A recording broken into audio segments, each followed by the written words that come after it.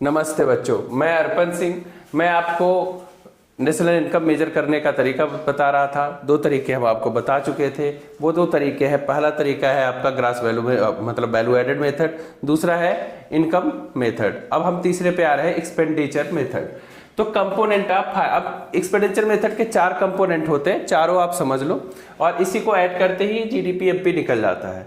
तो प्राइवेट, पहला है हमारा प्राइवेट फाइनल कंजप्शन एक्सपेंडिचर, मतलब आपका पैसा मतलब प्राइवेट में कहाँ खर्च होता है, ठीक। और दूसरा गवर्नमेंट कुछ पैसे खर्च करती है, गवर्नमेंट फाइनल कंजप्शन एक्सपेंडिचर। और ग्रास डोमेस्टिक कैपिटल फॉर्मेशन मतलब जीडीएसीएफ और नेट एक्सपोर्ट, ये 4 क्वांटिटी जोड़ेंगे। पहला है प्राइवेट फाइनल कंजप्शन एक्सपेंडिचर, दूसरा है गवर्नमेंट फाइनल कंजप्शन एक्सपेंडिचर, तीसरा है आपके पास ग्रास डोमेस्टिक कैपिटल फॉर्मेशन, और चौथा है नेट एक्सपोर्ट। ये चारों को जब जोड़ेंगे तो जीडीपी एमपी आ जाएगा।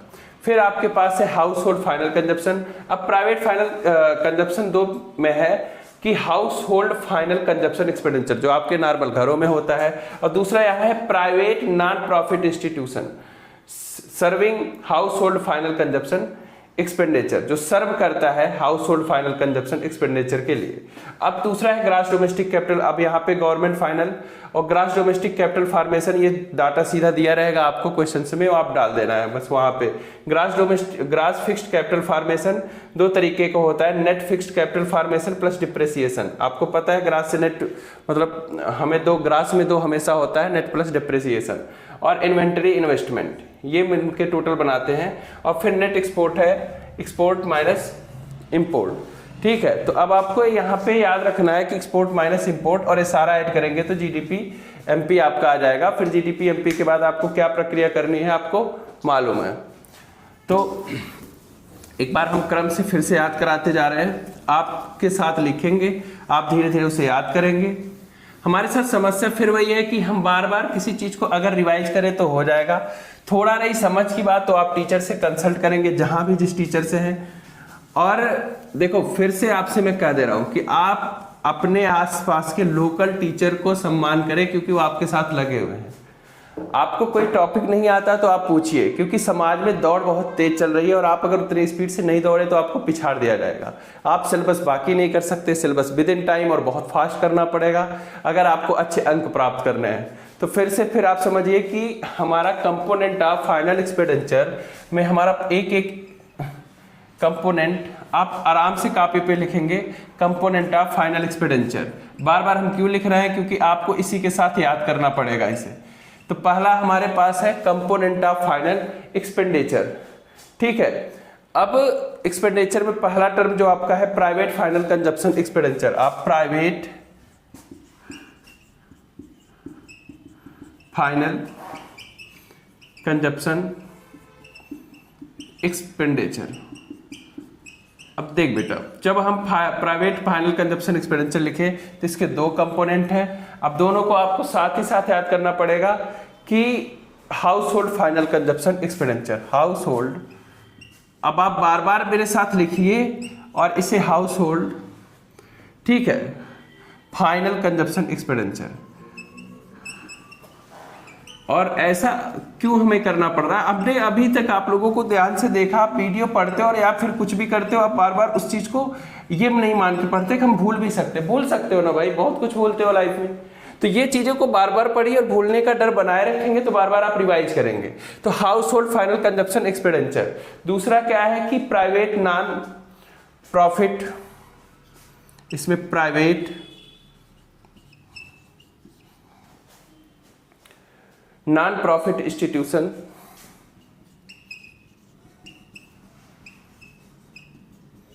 Non profit institution serving.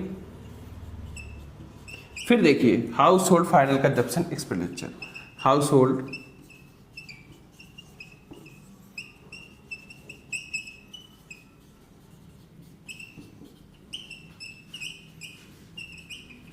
Expenditure, ठीक बेटा। अब ये समझ लो कि private non profit institution serving house hold final consumption expenditure, ये 2 टर्म दिया रहेगा, आप इस दोनों। गवर्नमेंट फाइनल कंजप्शन एक्सपेंडिचर, इसके बाद आपका दूसरा है कि गवर्नमेंट फाइनल कंजप्शन एक्सपेंडिचर।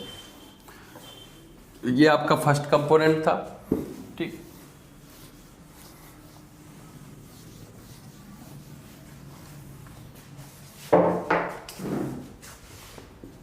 दूसरा है GDFCE,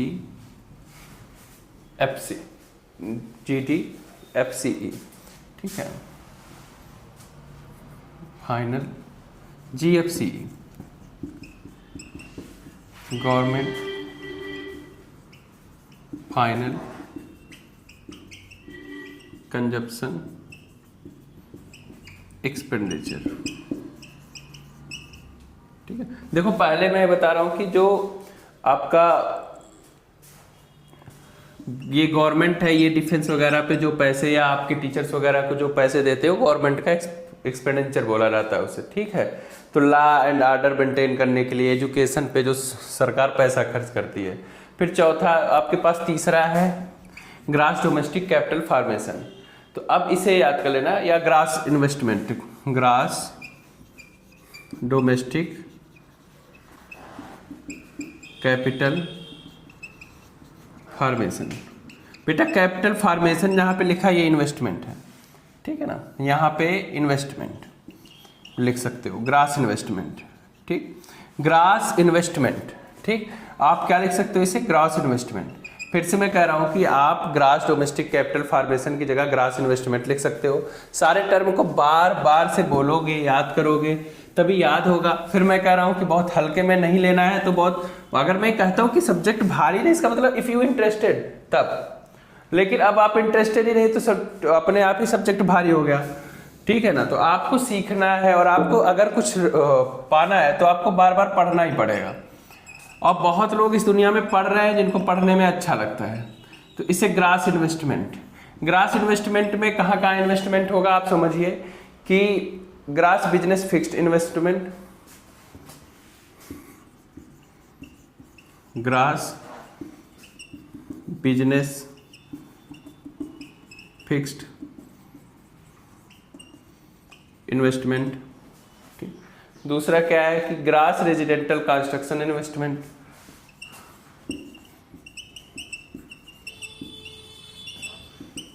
grass residential construction investment, ठीक। और तीसरा आपके पास है ग्रास पब्लिक इन्वेस्टमेंट,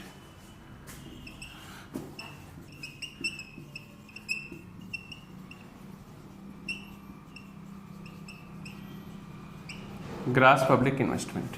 बेटा देखो फिर अब आपका ये देखना है, फिर इन्वेंटरी इन्वेस्टमेंट, इतना तीन याद करना, और फिर इन्वेंटरी इन्वेस्टमेंट। अब ना भारी नहीं बनाना चैप्टर को, मैं कह रहा हूँ जब मैं न्यूमेरिकल कराऊंगा तो बस कुछ कुछ टर्म आप देखना। और न्यूमेरिकल नहीं है बेटा, डाटा है, डाटा फीड करना होता है बस, ठीक है ना। अब आप उसको बहुत हैवी बनाओगे तो चीज़ हैवी हो जाएगी। फिर मैं कह रहा हूँ कि डाटा है, डाटा फीड करना, इकोनॉमिक्स सीखो, जनरल लाइफ में जाओ, बात करो, ह्यूमैनिटी आपके जीवन के आसपास है, सारे सब्जेक्ट जीवन के आसपास होते हैं, पर अब साइंस है तो बहुत ऑब्जर्वेटिकल है और साइंस की टेक्नोलॉजी थोड़ी आगे ले जानी पड़ती है क्योंकि हमें और भी आगे आगे दौड़ना पड़ता है। पर आप ह्यूमैनिटी में तो बहुत ज़्यादा परेशान हो रहे हो तो ठीक नहीं है। अब यहाँ पे देखो grass business fixed investment, grass residential construction investment, grass public investment और इन्वेंटरी इन्वेस्टमेंट, ठीक। अब यहाँ पे आपके पास है फिर नेट एक्सपोर्ट। नेट एक्सपोर्ट याद कर लो, ये तीनों टर्म नोट कर लो, एक बार देखो, बार बार उसे रीड करो, फिर आपका तैयार होगा।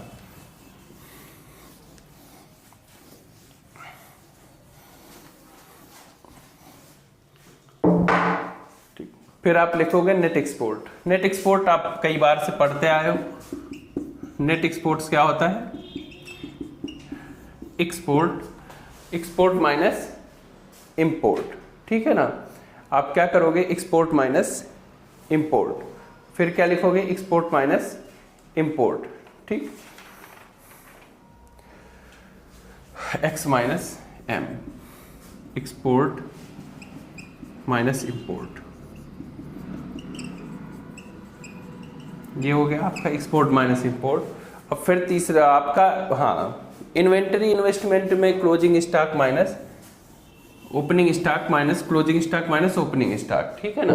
बार बार उसे आप पढ़ते रहोगे तो फिर धीरे धीरे हो जाएगा। इन्वेंटरी स्टॉक में closing stock minus opening stock, closing stock minus opening stock. ये आपको थोड़ा अजीब सा लगेगा, बार बार पढ़िएगा, ठीक है। ये हो गया इन्वेंटरी, इन्वेस्टमेंट, ठीक है ना। इसे इन्वेंटरी इन्वेस्टमेंट बोलते हैं या चेंज इन स्टॉक।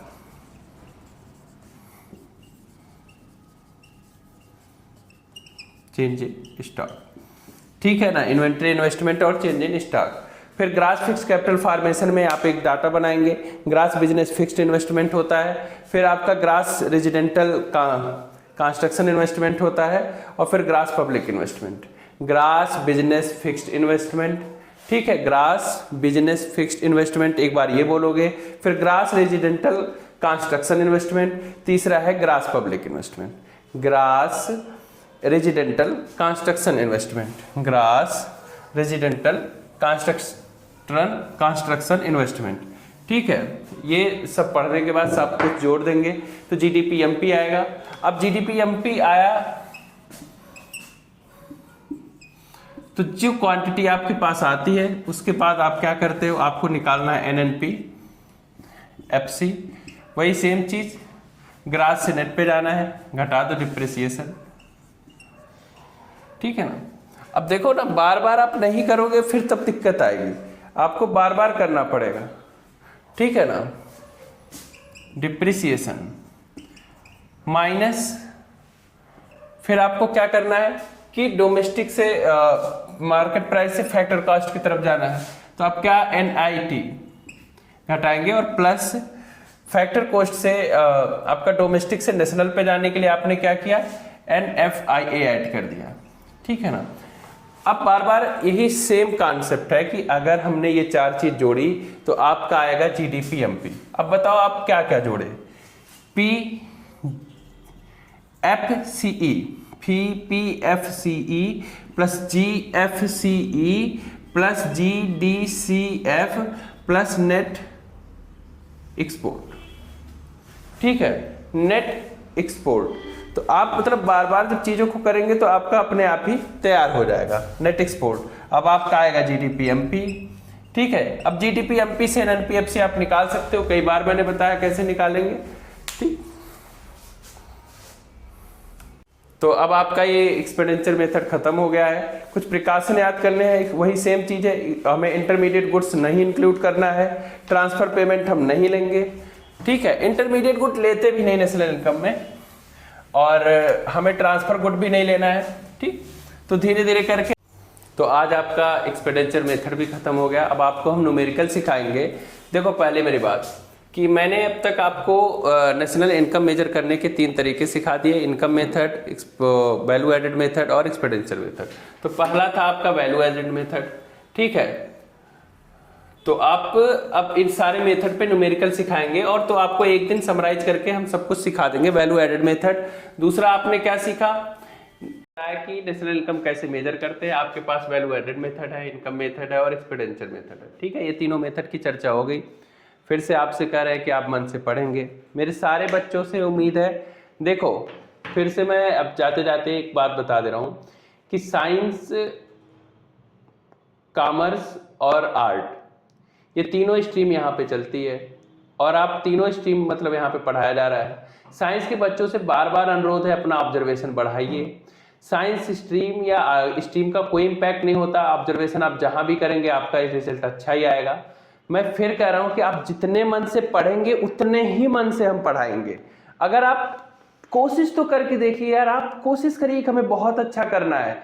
ये संस्थान आपके लिए 24 घंटा खड़ा है ना, मतलब हर एक टीचर आपको सेक्रीफाइस कर रहा है, बहुत ज्यादा आपके लिए कर रहा है। तो आप कम से कम इस मौके को मत जाने दो, कब समय तब्दील हो जाए। एक लहर आई है इस दुनिया में, पढ़ने की लहर आई है, तो उस लहर में चलो बह चलते हैं ना, एक बार ज्ञान की गंगा बहा देते हैं, ठीक है। तो कहने का मतलब है कि अब आप इस पे खूब मेहनत करिए, और जो बच्चा अभी 12th साइंस में गया है वो आप ऐसा बनाइए, या कॉमर्स में है या आर्ट स्ट्रीम में है, मतलब हमारा जो भी बच्चा 12 में है उससे मैं यही उम्मीद करूंगा कि 90+ मार्क आपको लाने हैं। मैं आपसे बहुत कोशिश, मतलब अनुरोध है मेरा ये कि आप लगातार 6 घंटे 8 घंटे अपना टाइम टेबल बनाइए, टाइम टेबल अपने चेयर के पास बैठाइए, आप उस पर सोचिए, सोचते रहेंगे तो वैसा कर जाएंगे। आप बहुत ही मेहनती हैं, फिर मैं कह रहा हूँ आपको किसी ने जब बताया नहीं, अगर आपको चीजें नहीं समझ में आ रही हैं तो आप हमसे बार बार पूछिए, आपके पूछने पे कोई आपको मना नहीं करेगा। आप पूछिए, हमें अच्छा लगता है, क्योंकि एक टीचर को पूछने पे ही अच्छा लगता है। आपको नहीं याद होता तो आप बताइए, लेकिन आप कम से कम, आप अगर 2 पेज नहीं याद कर पाते, आप 5 लाइन याद कर लीजिए। आप याद करने की प्रवृत्ति बनाएंगे, एक दिन आपके अंदर आदत आएगी, आप बहुत कुछ याद कर लेंगे। आप मेरे बहुत प्यारे बच्चे हो, फिर से आपसे मैं अनुरोध करूंगा कि आप खूब पढ़िए। और अब नमस्ते।